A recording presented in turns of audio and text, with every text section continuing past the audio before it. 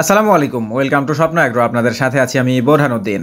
আজকে ছাগলের বিষয়ে কোনো ভিডিও নয়, আমি এখন দাঁড়িয়ে আছি আমার মুরগির ঘরের ঠিক সামনেই। যারা আমার চ্যানেলের ভিডিওগুলো রেগুলার দেখে থাকেন তাদের কাছেও এই ঘরটা একটু অচেনাই লাগতে পারে, কারণ এই ঘরে এ পর্যন্ত কোনো ভিডিও রেকর্ড করা হয়নি। যদিও টুকটাক দু একটা ভিডিও, ছোট ছোট ভিডিও হয়তো দিয়েছি, কিন্তু সম্পূর্ণ ঘরটা আপনাদের কখনো দেখায়নি।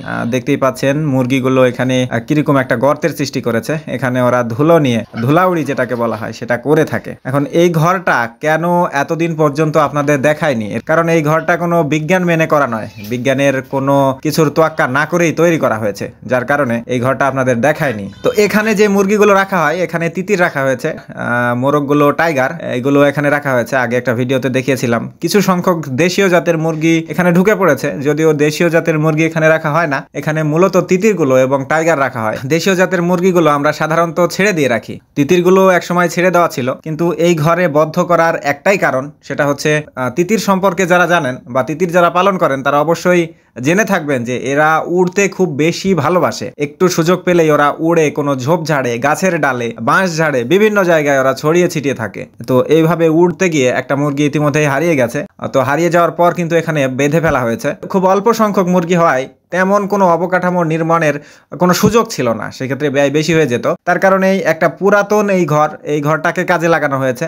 এটার উপরে চাল দেওয়া হয়েছে এবং চালের উপরে জিআই নেট, যেটাকে বলা হয়, জিআই নেট দিয়ে আটকে দেওয়া হয়েছে। সেখানে এই মুরগিগুলো রাখা হয়েছে। এখন আজকে এই মুরগির ভিডিও দেওয়ার মূল কারণটাই হচ্ছে, আপনারা আমার কাছে এই মুরগির কোনো ভিডিও আর পাবেন না, কারণ ইতিমধ্যে এই মুরগিগুলো বিক্রি করে দেওয়া হয়েছে। বলতে পারেন আপাতত এইটা তিতিরের লাস্ট ভিডিও। এগুলো বিক্রি করে দেওয়ার কারণ যে আমার লসের কোনো কারণ, বিষয়টা কিন্তু এমন না। বিভিন্ন ব্যস্ততা, যারা খামারের সাথে যুক্ত আছেন তারা অবশ্যই বিষয়গুলো জেনে থাকবেন যে বিভিন্ন ধরনের ব্যস্ততায় আসলে সামান্য কিছু মুরগি পালন করার সুবিধাও আছে, আবার অসুবিধাও রয়েছে।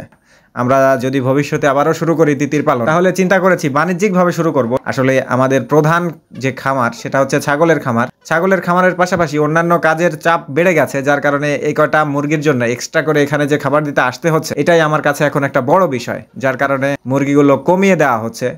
ইতিমধ্যেই এগুলো বিক্রি করে তো দেওয়া হয়েছে, সাথে দেশীয় জাতের যে মুরগিগুলো দেখিয়েছিলাম তো সেগুলোও বিক্রি করে দেওয়া হয়েছে। প্রায় 50 থেকে 60 পিস মুরগি কিন্তু বিক্রি করে কমিয়ে দেওয়া হবে। এক ভাই ইতিমধ্যে এসেছিলেন, যদিও সবসময় ভিডিও করার মতো সুযোগ থাকে না, যার কারণে ভিডিওটা তখন করতে পারিনি। তো এই ঘরের ভিডিও এ পর্যন্ত কেন দেইনি, এই প্রশ্নটার সম্মুখীন হয়েছিলাম, যার কারণে তিতিরগুলো নিয়ে শেষ ভিডিওটা এই ঘরেই করলাম। টাইগারগুলো হয়তো আরো কিছুদিন থাকবে, কিন্তু দেশীয় জাতের কিছু মুরগি সাথে তিতিরগুলো সেল করে দেওয়া হচ্ছে। তবে ঘরটা থাকছে, দেশীয় জাতের অবশিষ্ট মুরগিগুলো এখানে উঠিয়ে রাখা হবে।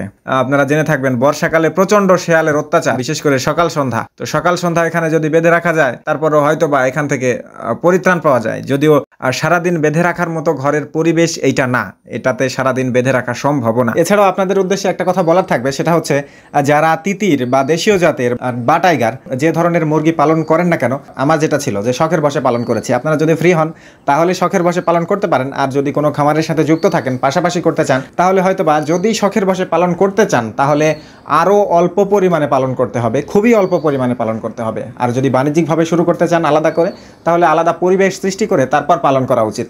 তাছাড়া এই ছেড়ে দিয়ে রাখলে যে হারিয়ে যাওয়ার একটা প্রবণতা, শেয়ালে ধরে নিয়ে যাওয়ার একটা প্রবণতা, উড়ে যে বিভিন্ন জঙ্গলে বা বিভিন্ন জায়গায় ঘাস খেতে যাওয়ার যে প্রবণতা মুরগিগুলো রয়েছে, বিশেষ করে তিতিরের, তো এই ঝামেলাগুলো কিন্তু পোহাতে হবে। একসময় কিন্তু বিরক্তিও চলে আসতে পারে। আল্লাহ আপনাদের সবাইকে ভালো রাখুক, সুস্থ রাখুক। আসসালামু আলাইকুম।